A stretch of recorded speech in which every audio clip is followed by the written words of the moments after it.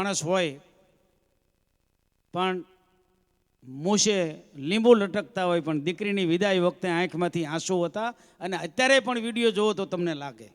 કારણ દીકરીને એવું થતું હતું કે હું મારા બાપના ઘેરથી માને વાલી દીકરી એને ત્યાંથી વિદાય લઈ રહી છું. અસંખ્ય સેવાકીય કાર્યો અઢિયાકરી મેલડીમાં લીંબડી અને આ પંથકમાં કરી રહી છે. કેટલા એવા કાર્યો છે જે એકદમ શાંત, એકદમ કોઈ પણ પ્રકારને કોઈને ખબર ન પડે એવી રીતે થતા હોય છે. અહીંથી 70 જરૂરિયાતમંદોને ટિફિનની રોજની વ્યવસ્થા અહીંથી સેવા છે. સગર્ભા બહેનોની સેવા છે. ઘણી એવી સેવાઓ છે જે અહીંથી થઈ રહી છે. આના અનુસંધાને તારીખ 17/2/2024 રોજ દીકરીનો જે વિદાય સમારંભની જે આપણી સભા હતી, એમાં આ મારી બાજુમાં બેઠેલા પરમ પૂજ્ય, તમે અહીંના આ મંદિરના તમે એમને ભુવા તરીકે ઓળખો છો. કલાકારને પણ હું પાછળ કહું છું, મેં તે દિવસે પણ કીધું હતું ને અત્યારે ફરીથી કહું છું, ભુવા શબ્દનો ઉપયોગ ન કરશો. એ સેવાભૂષણ છે. એને તે દિવસે સેવાભૂષણની અખિલ ભારતીય અખાડા પરિષદને સાધુ સંતોની હાજરીમાં એમને સેવાભૂષણની પદવી અર્પણ કરવામાં આવી છે. સેવાભૂષણ શાંતિલાલ છે. એટલે આ ક્ષેત્રમાં જે સેવા કરી રહ્યા છે એની ધ્યાનમાં લઈ અને આ વિસ્તારના સાધુ સંતો, મહંતો, મહામંડલેશ્વરશ્રીઓ અને સેવાકીય સંસ્થાઓ દ્વારા અયોધ્યાની કરુણાનિદાન સંસ્થા, અભિરામદાસજી સેવા એવોર્ડ, પરમ પૂજ્ય મહામંડલેશ્વર 1008, પતિત પાવનદાસજી નાગનેશ, પરમ પૂજ્ય મહામંડલેશ્વર 1008, જગદેવદાસજી મહારાજ લક્ષ્મણજી મંદિર બરવાળા, પરમ પૂજ્ય વીરભૂષણ ધર્મરક્ષક વિજયસિંહ બાપુ અને આવી સંસ્થાઓએ મળી અને શાંતિલાલને સેવાભૂષણનું બિરુદ આપવામાં આવ્યું છે. એટલે અને એની મહંતાઈ આ બે વસ્તુ તે દિવસે કરવામાં આવી હતી. આ જગ્યાના એ મહંત છે અને એ સેવાભૂષણ છે. એટલે હવે પછી ફરીથી બધાને ધ્યાનમાં રહો એટલે કહી દઉં, સેવાભૂષણ પરમ પૂજ્ય સેવાભૂષણ શાંતિલાલ મહંત શ્રી અઢિયાકરી મેલડીમાં ધામ, આ ધામ થઈ ગયું છે, મંદિર નહીં. અઢિયાકરી મેલડીમાં ધામ લીંબડી, આ એક આખો નવું સેવાનું આખું પેલું શરૂ થયું છે આ ક્ષેત્રમાં. તો આજે આજના 24મા પાટોત્સવ નિમિત્તે પરમ પૂજ્ય વીરભૂષણ ધર્મરક્ષક વિજયસિંહ બાપુ, દાદા બાબુધામ પચ્છમ, હજુ હમણાં જ એટલે તારીખ 22/4/2024 રોજ દાદા બાબુધામ પચ્છમ ભાલનો દ્વિતીય પાટોત્સવ, હજુ બીજો જ પાટોત્સવ હમણે ગયો, જેમાં પંચામૃત મહોત્સવ એનું નામ રાખવામાં આવ્યું હતું. 5 પ્રકારના કાર્યક્રમ હતા. ત્યાં પણ નવચંડી યજ્ઞ હતો. માનવતાને જીવિત રાખવા માટે રક્તદાનની 700 બોટલ રક્ત એકત્ર કરવામાં આવ્યું, જે થેલેસેમિયાના બાળકોને પહોંચાડવામાં આવ્યું. ભાવનગરની બ્લડ બેંક હતી. સાંજે 6:45 વાગે દાદા બાપુ ધામમાં એના વિડીયો તમે જોયા હશે. 1008 હાથમાં દીવા લઈ અને માતાઓ, બહેનો અને યુવાનો એને બધા વડીલોએ બધા એક સાથે એક લાઈનમાં ઊભા રહીને આડે અવળે તમે જોર લો, તમને લાગે એક શિસ્ત છે. એટલા માટે શિસ્ત હતી કે પરમ પૂજ્ય વીરભૂષણ વિજયસિંહ બાપુ લશ્કરના નિવૃત્ત સૈનિક છે અને એના રહી અને એ આરતી, સમૂહ આરતીનું બહુ મોટું આખો કાર્યક્રમ હતો. 2 આરતી થઈ હતી.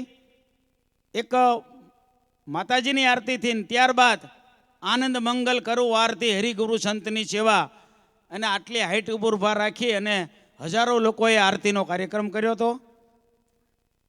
રાત્રે આય આરાધનાનો કાર્યક્રમ હતો, જેમાં રાજબા ગઢવી અને બધા મુખ્ય કલાકારો ઉમેશભાઈ બારોટ ને બધા થઈ અને આય આરાધનાનો કાર્યક્રમ.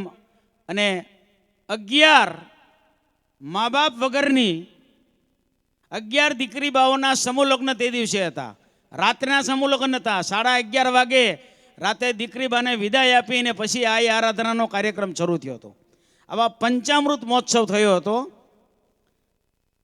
તારીખ 5/4/2022 રોજ અખિલ ભારતીય અખાડા પરિષદ અને 9 મહામંડલેશ્વરને 9 સંસ્થાઓએ મળી પરમ પૂજ્ય વિજયસિંહ બાપુને વીરભૂષણનું બિરુદ આપવામાં આવ્યું હતું. એટલા ગણાય છે વીરભૂષણ, હાથે નથી લખી નાખ્યું. એ પછી તારીખ 11/1/2024 રોજ સમગ્ર ગુજરાતનો સૌથી મોટો રામાર્ચન મહાયજ્ઞ શ્રી સુરજીતસિંહ વખતસિંહ ગોયલ ગામ ખસ્તા અને ખસ્તાના પાદરમાં એ યજ્ઞ કરવામાં આવેલો. એમાં 1200 સંતો હતા. 1200 ભારત ભૂમિમાંથી 1200 સાધુ સંતો, મહંતો, મહામંડલેશ્વર શિવો, જેને 1008નું બિરુદ છે ને એવા 110 મહામંડલેશ્વર શિવો હતા. આ બધાની હાજરીમાં પરમ પૂજ્ય વીરભૂષણ વિજયસિંહ બાપુને ધર્મરક્ષકનું બિરુદ આપવામાં આવ્યું હતું. એટલે ધર્મરક્ષક ગણાય છે. આ બધાના ધ્યાનમાં રહે એટલા માટે હું બોલું છું. આ સંસ્થાઓ અત્યારે જ્યાં સંસ્થાઓ કામ કરી રહી છે આ ક્ષેત્રમાં, એમાં અઢી આકરી મેલડીમાં, અહીંથી આગળ ચાલો લઈને નાગનેશ ધામ, ભીમનાથ, બરવાળા, કાપડિયાળી, અહીં સનાતન અને દાદા બાપુ ધામ પચ્છમ, અહીં સનાતન ધર્મને ઉજાગર કરતા કાર્યક્રમો આપવામાં આવે છે. એટલે આજે પરમ પૂજ્ય વીરભૂષણ વિજયસિંહ બાપુ અહીં પધાર્યા છે. ભારતીય સંસ્કૃતિ અને પરંપરા અનુસાર અહીંના મહંત શ્રી સેવાભૂષણ શાંતિલાલને વિનંતી કરો પૂર્વ પૂજ્ય બાપુનું ફુલાર અને શાલથી સન્માન કરશે.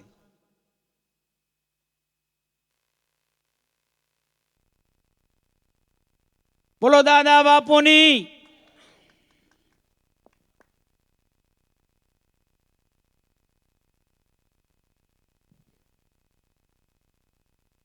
એક નવો કાર્યક્રમનું આજે અહીં લોન્ચિંગ થવાનું છે.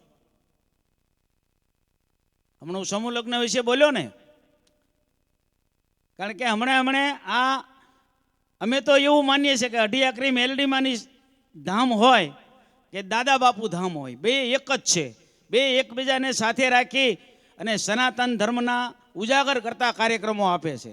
તારીખ 27/1/2024 રોજ દાદા બાપુ ધામ પચ્છમ મુકામે સમગ્ર દુનિયામાં પહેલી વખત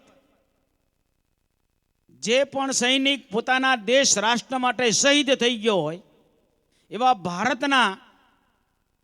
ભારત માતાની રક્ષા કરતા કરતા શહીદ થઈ ગયેલા સૈનિકોની 35 દીકરી બાઓના સમલગ્ન બાપુના ધામમાં ગઈ 27 કર્યા છે. 31 હિન્દુ હતા, 3 મુસ્લિમ ને ક્રિશ્ચિયન.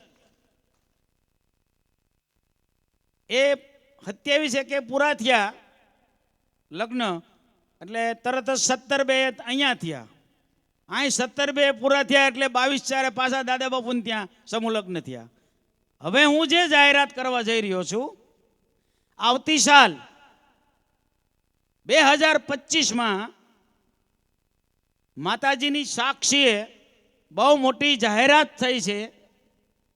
આવતી સાલ 2025ના ફેબ્રુઆરી મહિનામાં તારીખ પછી આપવામાં આવશે. મા બાપ વગરની, મા વગરના કે બાપ વગરની અને ભાઈ વગરની. સાંભળી લેજો ફરીથી. એટલે શાંતિભાઈને અમને બધાને ખોટું દબાણ કરતા નહીં. મા બાપ વગરની દીકરી બા અથવા મા ન હોય એવા દીકરી બા અથવા બાપ ન હોય એવા દીકરી બા અથવા એને ભાઈ ન હોય એવા દીકરી બાના આવતી સાલ 2025ના ફેબ્રુઆરીમાં સમૂહ લગ્ન મહોત્સવ અઢી આકરી મેલડીમાં તરફથી રાખવામાં આવેલ છે. કોઈ લિમિટ નથી, ગમે એટલા દીકરી થાય. ગઈ વખતે 21ની લિમિટ હતી ને, કોઈ લિમિટ નથી. જેટલા આ ક્રાઇટેરિયામાં આવતા હોય છે એટલા દીકરી બા આવશે. એના સમૂહ લગ્ન મહોત્સવ ધામધૂમથી ગઈ સાલ કર્યા હતા એથી સવાયા કરવામાં આવશે. એનું આજે એનું અનાવરણ છે, એના લોગોનું અને એની જાહેરાતનું. 2-3 જણાનું દસુભા આવો, 2 જણ આવો.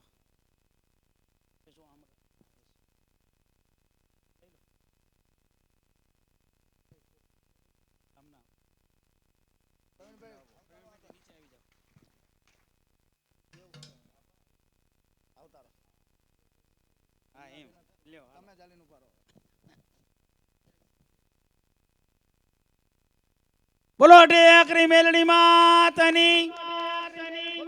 ફેબ્રુઆરી 2025 મા બાપ વગરના, મા વગરના, બાપ વગરના ને ભાઈ વગરના દીકરી બા જેટલા થાય એટલાના સમૂહલગ્ન મહોત્સવ અઢી આકરી મેલડીમાં પરિવાર લીંબડી કરશે એની આજે આપણે જાહેરાત